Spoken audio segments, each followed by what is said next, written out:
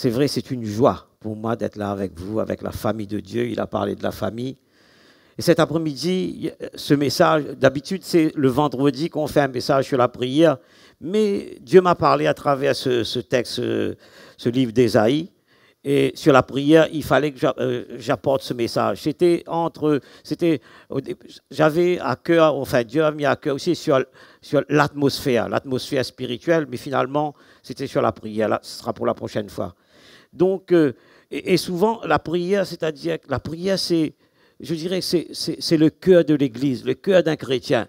La prière, je dirais, c'est pas seulement la respiration, c'est ce qui fait vivre l'Église.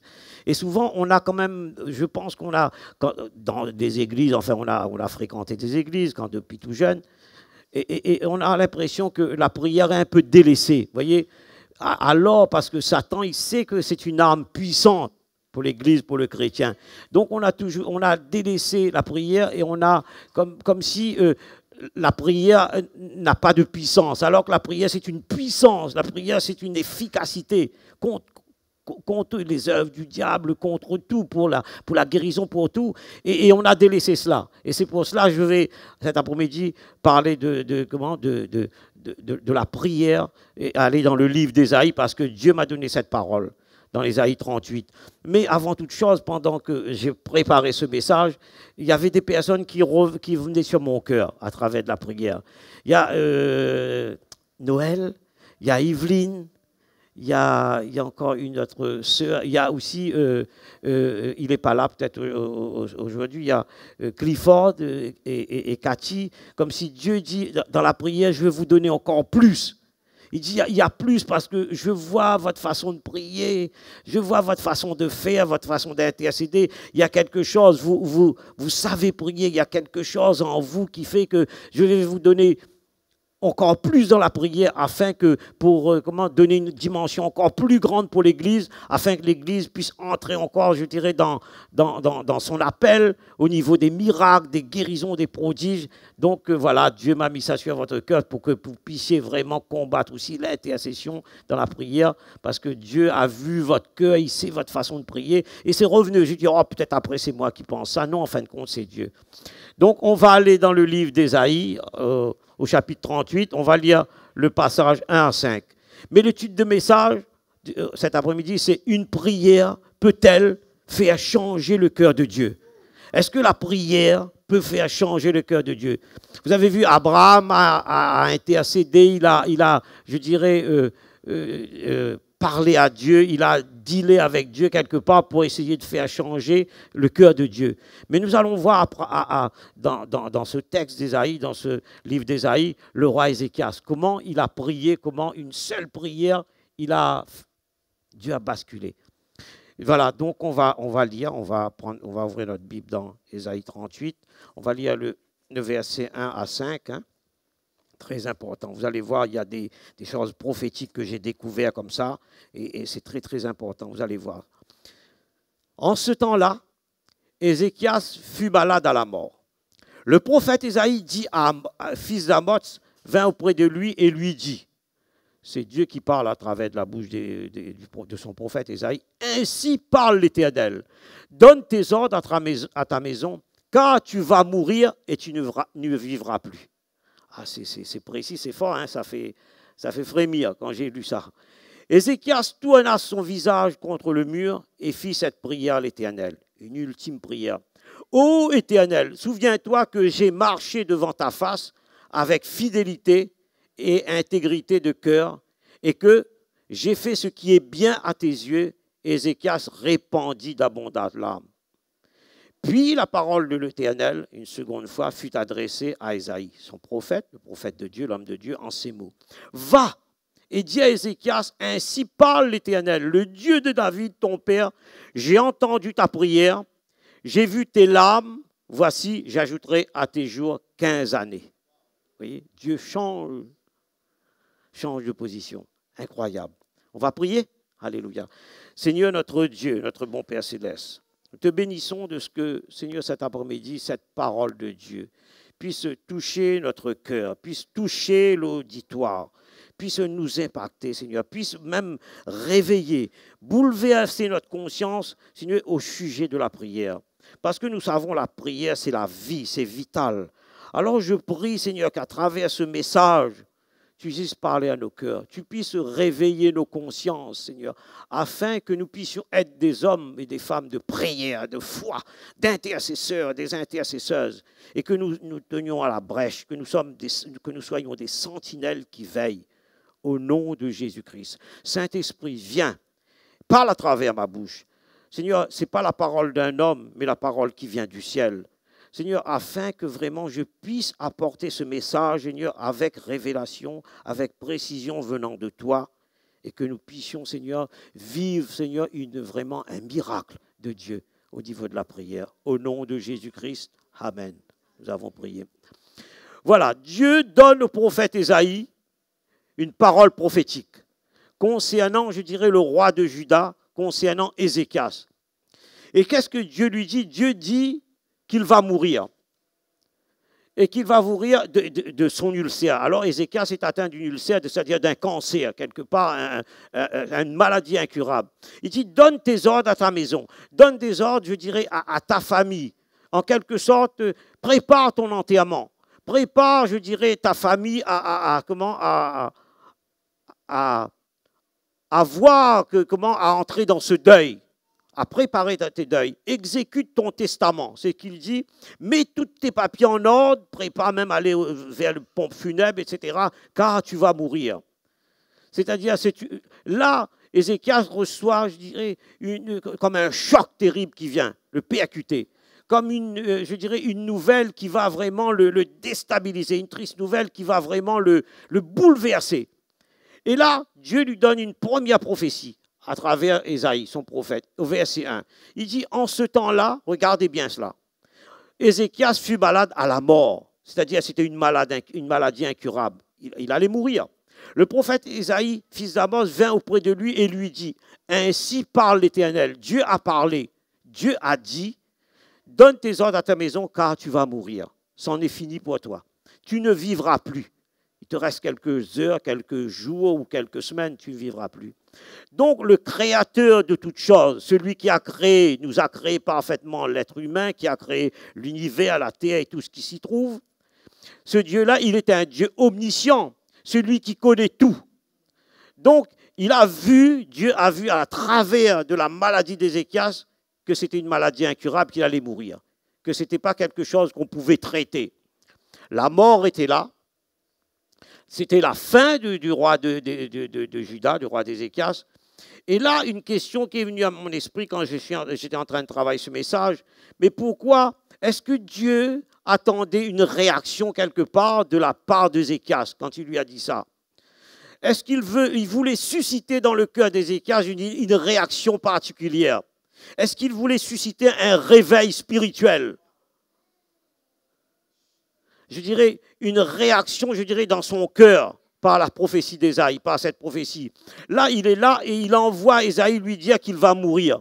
Donc, est-ce qu'il attendait quelque part, quand je lui dis ça, mais pourquoi il a dit ça? Est-ce qu'il voulait une réaction particulière? Est-ce qu'il voulait susciter dans le cœur d'Ézéchias un réveil spirituel quelque part? Et c'est très, très important parce que ce qui se passe, c'est-à-dire que, et là, quand j'ai lu ça, je dis, il y a quelque chose d'étonnant. Pourquoi il dit ça à Ézéchias? Pourquoi il dit ça? Il dit ça à Ézéchias? Parce que moi, je crois que quelque part, il voulait que Ézéchias réagisse à cette mauvaise nouvelle, à cette prophétie. Et nous allons voir, premièrement, le constat de la maladie mortelle d'Ézéchias et le verdict prononcé par Dieu. Dieu dit, à travers la parole, la bouche de son prophète Ésaïe. Ainsi parle l'Éternel. Premièrement, il dit, donne tes ordres. Donne tes ordres à ta maison. Quelque part, il dit, préviens ta famille, tu vas prévenir ta famille, tes enfants, tu vas faire un conseil de famille, une réunion de famille, et tu vas mettre tes papiers en ordre, tu vas préparer ton testament, et aussi parce qu'il te reste peu de temps. Tu vas mourir dans quelques semaines, dans quelques jours, peut-être dans quelques mois. Prépare ton enterrement. Prépare-toi spirituellement, parce que tu n'es plus, dans quelque temps, tu ne seras plus sur terre. tu ne vivras plus. Le verdict a été prononcé. Le verdict est prononcé, il te reste peu de temps. Peu de temps à vivre sur cette terre. Et là, il y a une explication à tout cela. Quand on reçoit, il a reçu cette nouvelle, certainement, c'était comme un choc terrible. C'était un bouleversement pour lui. Donc, c'est un peu, nous-mêmes, nous aussi, quelque part, quand on reçoit une prophétie de la sorte concernant notre mort, concernant une maladie grave, c'est une terrible preuve, une tragédie qui va, je dirais, qui va accabler toute la famille. Et là, je dirais, ce Dieu omniscient, qui connaît toutes choses, il connaît toutes choses, il connaît chaque être humain, il connaît, je dirais, chaque cœur en détail. Et il connaît même, la Bible nous dit, les cheveux de notre tête sont comptés. Donc, il connaît tout cela. Il vous regarde, il rit. Donc, il n'est pas un homme pour mentir, parce que ce qu'il dit, sa main s'accomplit. Ce qu'il dit, ça va s'accomplir réellement, ça va se passer, ça va se produire.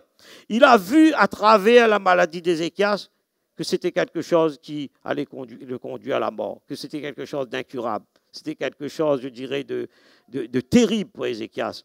Donc, comme je disais tout à l'heure, il a voulu certainement réveiller, je dirais, la conscience spirituelle d'Ézéchias, de ce roi de Juda. Alors que je dis, afin que Ézéchias se tourne vers Dieu, parce que la parole biblique est, comment je dirais, elle est précise, elle est juste. Et la parole biblique, la parole prophétique s'accomplit toujours, parce qu'elle vient pas de la bouche d'un homme, elle vient du ciel, mais après, quand il vient du ciel, elle parle à travers de la bouche d'un homme, et la parole est proclamée. Alléluia.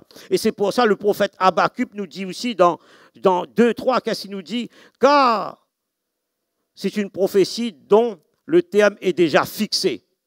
Elle marche vers son terme, elle ne mentira pas. Si elle tarde, attends-la, qu'elle s'accomplira certainement. Voyez? Parce que là, quand on regarde ça, Dieu a dit cela, mais Ézéchias allait mourir. Puisqu'il avait dit, si Dieu a parlé, ce n'est pas un homme, il a vu ça, il a dit, bon, c'est fini pour toi. Donc, ce verset du prophète Habakkuk nous dit que Dieu ne ment pas. Ce qu'il dit, ce que sa bouche dit, ça s'accomplit toujours. Il a prononcé, je dirais, ce qu'il a dit se réalise toujours, la parole prophétique se réalise toujours. Est-ce que Dieu donne la maladie? Non, Dieu ne donne pas la maladie.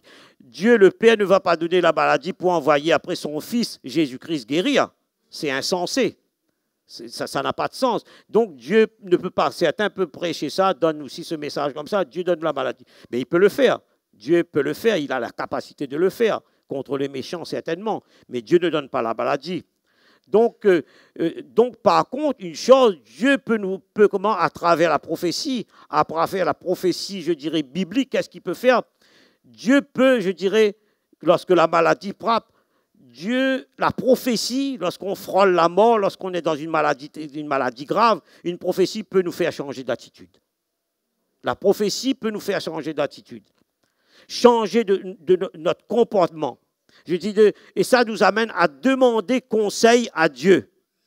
Consulter celui qui connaît tout, celui qui peut tout. Vous voyez, lorsque la maladie frappe, ce n'est pas Dieu qui donne, c'est le diable qui donne la maladie. C'est Satan qui donne la maladie. Qu'est-ce qu'il fait? Une parole prophétique comme cela, comme Ésaïe a donné au roi de Juda, au roi Ézéchias. Qu'est-ce qui se passe? C'est-à-dire la prophétie, la parole prophétique, la parole biblique peut nous amener à changer de comportement, à changer d'avis, à nous tourner, je dirais, vers celui qui connaît toutes choses, à celui qui peut tout et qui peut changer notre situation, qui peut changer notre épreuve en joie, qui peut changer notre deuil en réjouissance. Alléluia.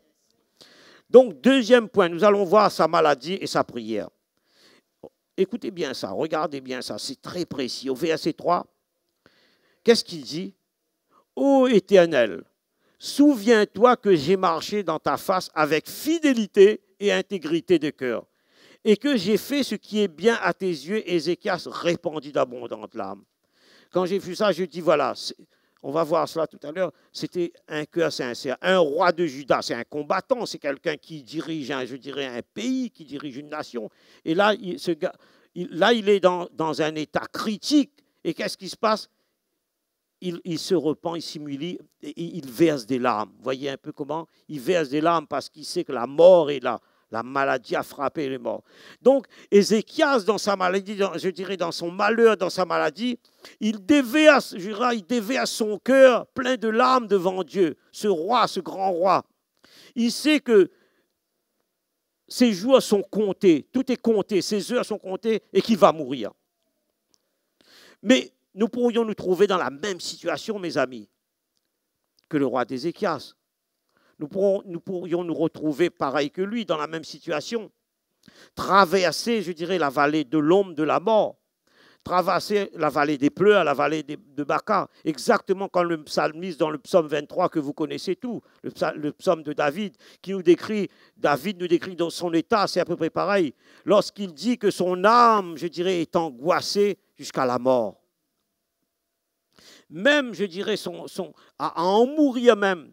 Il est vrai que lorsque nous souffrons physiquement, spirituellement, je dirais aussi psychologiquement, psychiquement, je dirais, nous ressentons, je dirais, la même chose. Nous ressentons comme cette oppression, je dirais, qui vient de l'intérieur. Je dirais non seulement cette douleur physique, certainement, et avec son cancer, son ulcère, mais intérieur, comme il était oppressé aussi, je dirais, oppressé. Il y avait comme une oppression. Il avait comme du mal à respirer. Il avait comme si la respiration était coupée quelque part. Et nous voyons la même chose avec Jésus dans le jardin de Gethsémani, avant d'être arrêté, avant d'aller à la croix. Jésus dans le jardin de Gethsémani, alors qu'il avait demandé à ses disciples, les disciples avec lui, de prier une heure avec lui. Et là, Jésus, dans son humanité, lui aussi était comme nous. Il dit qu'il était tellement angoissé, tellement parce qu'il avait vu des hordes de démons qui venaient sur lui. Donc, c'est pas. Et pourtant, c'était Jésus. Il dit même au niveau de son front, il y avait les veines qui se fissuraient. Il y avait des gouttelettes de sang qui tombaient, alors qu'il était dans une telle angoisse extrême. Alors, Jésus, dans son humanité. Et Jésus dit, mon âme est angoissée. Il cherchait des intercesseurs. Il cherchait des hommes et des femmes qui pouvaient être avec lui pour pouvoir intercéder, pour pouvoir l'accompagner dans cette souffrance, je dirais, psychologique, je dirais, moralement, parce qu'il était tellement angoissé, parce qu'il a vu toute une horde de démons. Alors pourtant, c'était Jésus-Christ. Et c'est un peu aussi, là, Ézéchias est dans cet même état, un peu comme Job. Quand Job était frappé par cet ulcère malin aussi, c'est pareil, il dit, mon âme est triste jusqu'à la mort. Et si nous regardons verset 10, c'est la même chose qui se passe pour Ézéchias, que subit Ézéchias. Au verset 10, il dit, je disais, quand mes jours sont en repos, je dois m'en aller aux portes de ces jours des morts. Voyez là comment il est triste, comment il est oppressé, il est angoissé. Au verset 13, je me suis contenu jusqu'au matin comme un lion, il brisait tous mes os. Vous voyez, il était tellement... Là, c'est vraiment l'extrême, vraiment. Quand vous êtes... Mes amis, quand vous traversez comme ça, je ne sais pas si vous avez traversé un moment difficile comme ça, vous voyez, donc il n'y a que Dieu, il n'y a que Jésus même qui peut nous réconforter, parce que nous sommes comme on a l'impression qu'on n'existe plus, vous voyez. Tout est compté comme si tout s'arrête, le temps s'arrête, le monde s'est arrêté, il n'y a plus personne autour de nous. On cherche quelqu'un, on cherche un intercesseur, on cherche quelqu'un qui est capable, non pas comme disait tout à l'heure, on va voir des prières de chambre là, on cherche quelqu'un qui est capable de combattre contre l'adversité, vous voyez. Et il dit au verset, je me suis contenu jusqu'au matin comme un lion, il brisait tous mes os. Au verset 14, il dit, je poussais des cris comme une hirondelle en voltigeant. C'est fort, je gémissais comme la colombe. Je ne savais pas si la colombe gémissait. Quand j'ai vu ça, je dis, ouais, ça doit être vraiment dans une tristesse profonde. Mes yeux, il dit, s'élevaient languissant vers le ciel. Et là, regardez ça bien. Et sa prière, l'ultime prière, il dit, ô Éternel, je suis dans l'angoisse, secoue-moi. Qu'est-ce qu'il peut faire? Quand vous êtes dans cette situation, qu'est-ce que vous pouvez faire? Il n'y a que Dieu. Il n'y a que Jésus, il dit, je suis dans l'angoisse. C'est pas là, on n'a plus, là, on a comment, il verse des larmes, là, on n'a pas honte, là, hein. Là, vraiment, là, on n'a plus honte, tout ça est fini, là, tout ça est la honte, etc. Non, on est dans l'agonie, mes amis. Et là, quand Dieu voit cela, qu'est-ce qu'il y a? Il y a une deuxième prophétie. Regarde ça, une deuxième prophétie, regardez. Dieu répond à la prière d'Ézéchias. Dieu répond toujours à la prière. Oui. La prière, c'est un dialogue, c'est-à-dire que c'est une intimité, c'est une communion. Dieu parle différemment. C'est-à-dire il ne parle pas comme cela. C'est-à-dire quand on est habitué avec Dieu, on comprend la façon dont il parle. Il parle, sinon ce serait trop facile. Vous voyez, n'importe qui pourrait venir. Non, ça. Au verset 4 et 5, il dit, « Puis la parole de l'Éternel me fut adressée à Ésaïe en ces mots. » Vous voyez, Dieu change de position. Vous voyez, il avait donné une prophétie en disant, « Prépare ta mort, c'en est fini pour toi. Il te reste quelques heures, quelques jours, quelques semaines. » Mais là, Dieu change. Vous voyez, comment Dieu peut changer, une prière peut faire changer le cœur de Dieu. Il dit en ces mots, « Va et dis à Ézéchias, ainsi parle l'Éternel. » Pas un homme. « Le Dieu de David, de ton père. J'ai entendu ta prière. » Dieu entend la prière. Alléluia. Amen. Vous dites, Dieu n'entend pas, il entend la prière. Là, il nous entend, là. Hein? Il entend notre prière. Peut-être vous avez un gémissement au fond de votre être comme ça pour un souci quelconque, une maladie depuis des années. Mais Dieu entend. Alléluia. Dieu, tu bénis toutes ces personnes qui parlent, pris dans leur cœur à l'instant même. J'ai entendu ta prière, j'ai vu tes larmes. Il a dit, voici, j'ajouterai à tes jours 15 années. Alléluia, amen. Est-ce qu'il va, peut-être il va me donner encore plus, lui, non? Pour moi, non. Parce que ma petite fille, Lou, a dit, grand-père, tu vas vivre 158 ans. Je dis, alléluia. Ce week-end, elle m'a dit, grand-père, tu vas vivre 158 ans. Je dis, alléluia, je veux plus prêcher encore, alléluia, amen. Quand il m'a dit ça, je dis, oui, je prends. Lou, tu prophétises sur ton grand-père. Alléluia. Et elle m'a dit 158 ans. Je dis, oui, pourquoi pas, amen. Donc, vous voyez, Dieu dit, donne 15 années. Vous voyez, 15 années de plus. Et Dieu dit, quand un malheureux crie, l'Éternel entend. Il répond toujours à la prière. Et Dieu dit, j'ai vu tes larmes dans le secret. J'ai vu tes larmes dans ton intimité, dans le lieu secret. Celui qui sème avec l'âme récoltera avec joie. Alléluia. Et là, il y a des témoignages. Vous savez, dans l'histoire de la vie chrétienne, dans l'histoire de la foi chrétienne, moi j'aime lire l'histoire du réveil, tout ça, etc. Sarah Cook, etc. Des hommes et des femmes que peut-être vous ne connaissez pas, qui ont secoué, je dirais, Dieu. Dans la prière, ils secouaient Dieu. C'est vrai, ils bousculaient Dieu. Voyez. Donc, dans l'histoire de la vie chrétienne, nous voyons à travers des témoignages des hommes, des femmes de foi, des femmes de réveil, qui ont traversé des épreuves dans la maladie incurable, dans des maladies vraiment compliquées, difficiles, handicapées, etc. Alors, je dirais alors que les verdicts des médecins ont été prononcés, mes amis, les médecins déclaraient leur impuissance, ils déclaraient, je veux dire, l'incapacité, ils ont essayé tous les traitements inimaginables, ils disent, ça en est fini. Nous ne pouvons rien faire pour vous, monsieur, madame. La médecine a essayé tous les traitements inimaginables, nous ne pouvons rien faire pour vous. Ben voilà, tout s'arrête là. Il dit, peut-être si vous croyez en Dieu, etc. Exactement comme il avait dit pour notre fille. Il a dit, non, ça en est fini. J'ai dit, ben, non, nous, on ne lâche pas, il y a un Dieu. Il y a Dieu. Il y a le docteur, je ne sais pas, il y a le docteur Yuri, il donne son prénom. Il a dit, il a fait ce qu'il fallait, c'est fini. J'ai dit, ben non. J'ai dit, on ne lâche pas. On avait comme une lueur d'espoir. Vous voyez? Donc, quand on reçoit cette mauvaise nouvelle, on voit que tout est fini. Et que la médecine même ne peut rien faire, ne peut plus les soigner. L'histoire nous raconte que ces malades-là, tous ces patients-là, ils ont parcouru des kilomètres en voiture, en train. Si vous connaissez un peu l'histoire de la grande évangéliste Catherine Kuhlman, il y avait des trucs de miracles. Les gens étaient guéris déjà dans les voitures. Ils étaient guéris dans leur parcours, même dans les bus. Donc, parce qu'il y avait...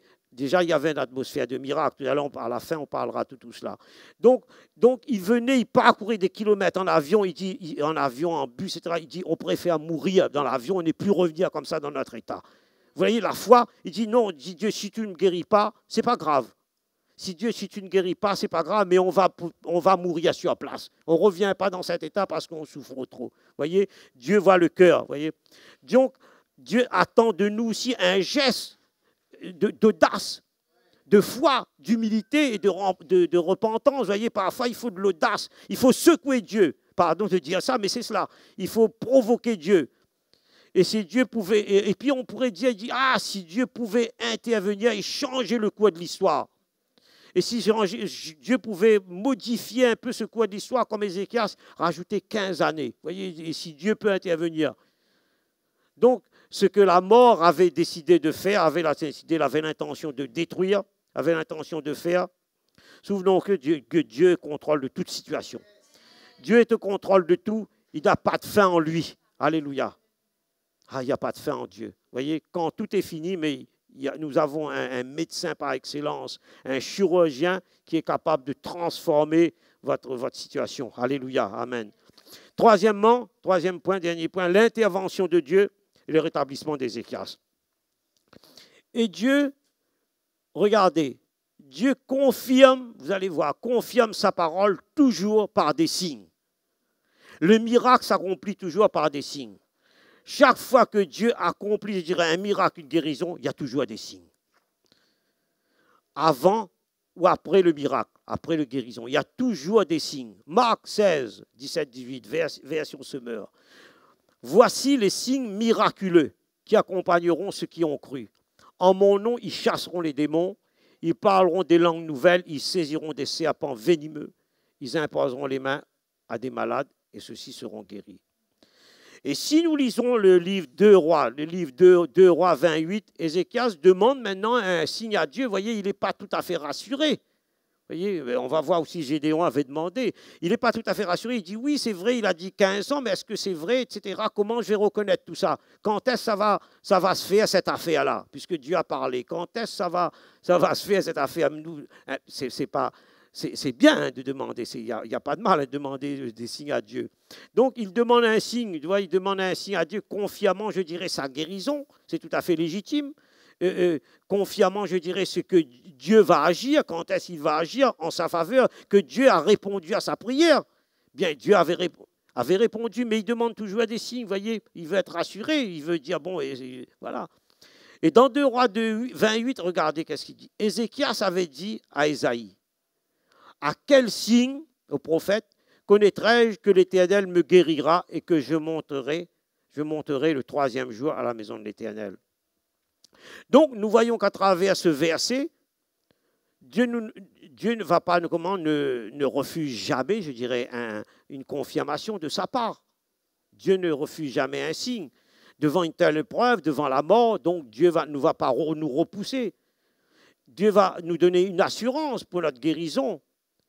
Ce signe va nous redonner de l'espoir, de l'assurance même. Alors, dans la Bible, les signes sont vraiment les preuves que Dieu a parlé, que Dieu va intervenir. Alléluia.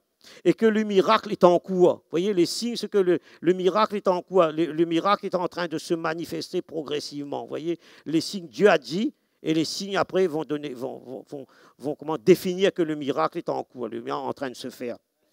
Donc, ça va confirmer ce que Dieu a dit, que ne sont pas le fruit de notre imagination, ce n'est pas de l'autosuggestion quelque part, qui peut nous tromper. Parfois, on peut dire, ben oui, Dieu m'a guéri, Dieu me guérit. Non, non.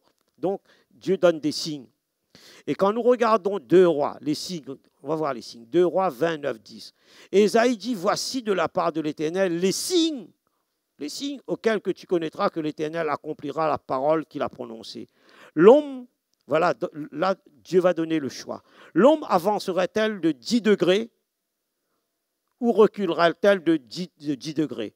Là, il a le choix. Vous voyez, Dieu est bon. Hein?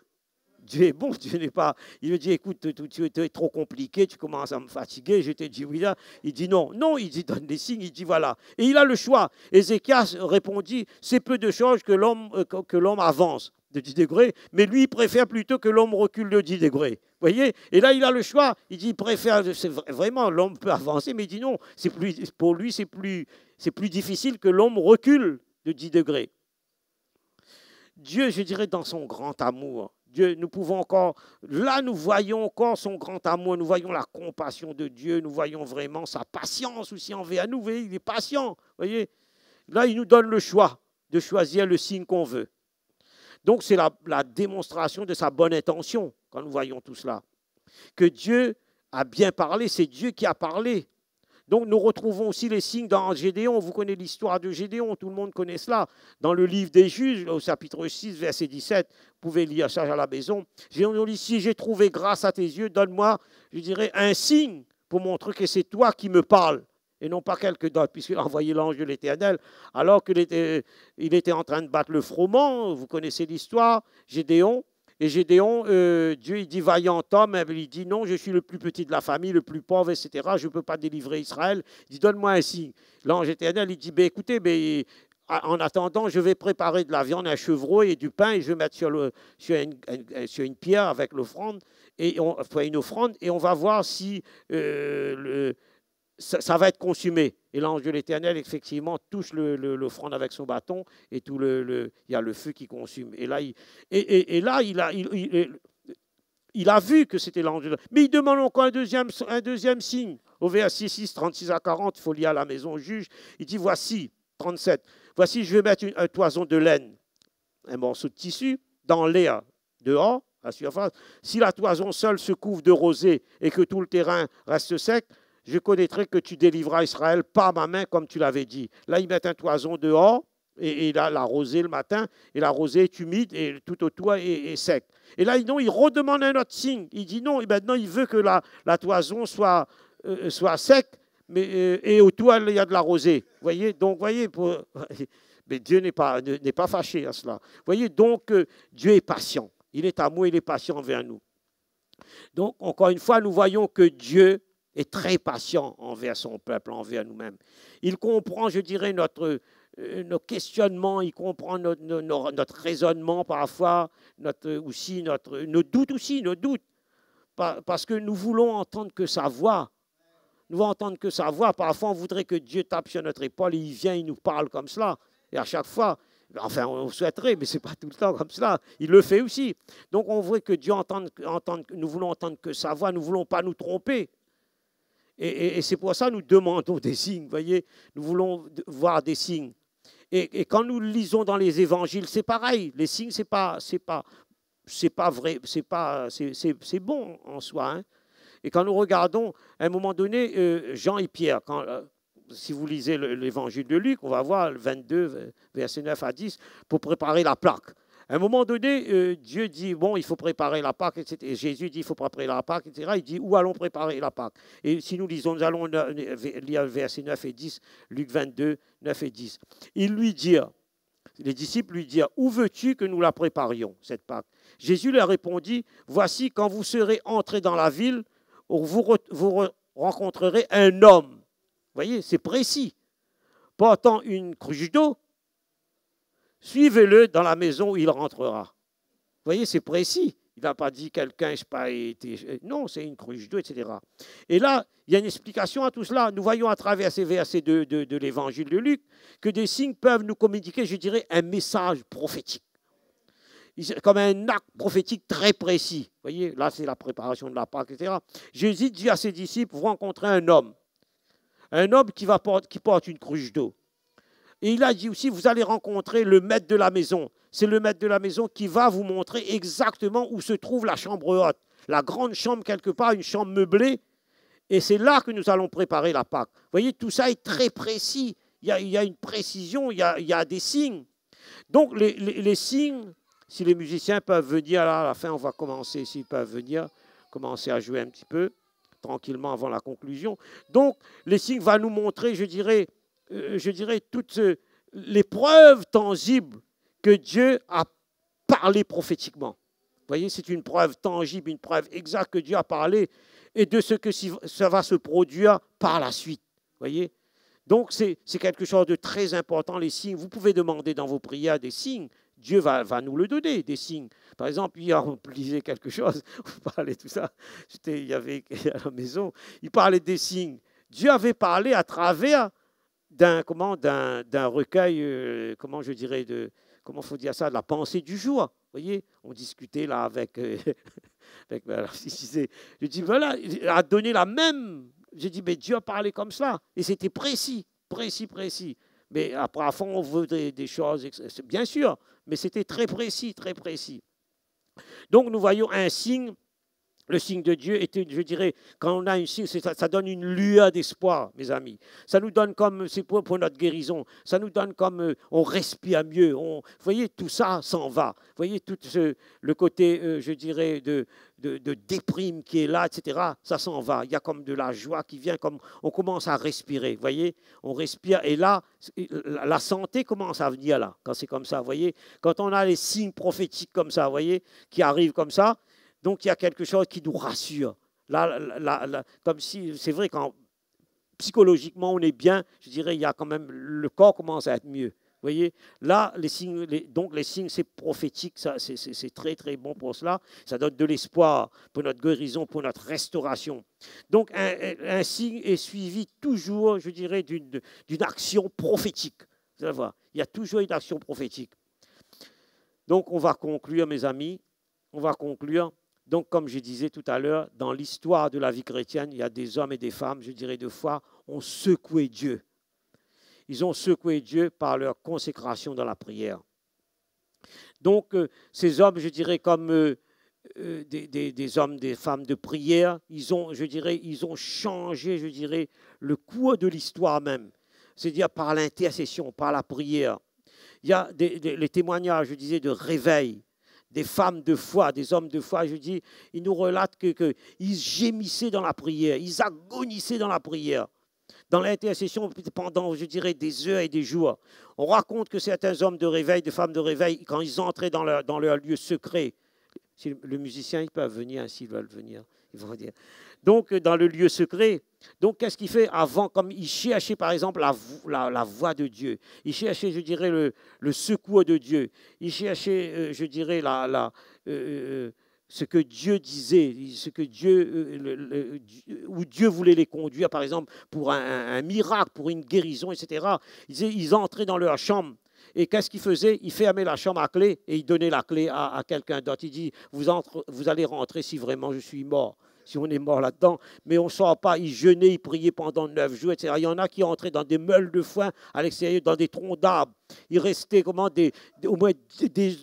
même il pleuvait, il restait des jours, parfois même il parlait des écureuils, il emmenait des petits noix pour le nourrir. Vous voyez, c'est des hommes de foi, des hommes de Dieu qui secouaient Dieu. Et on parlait aussi, le vieux Smith Wigglesworth que j'aime bien.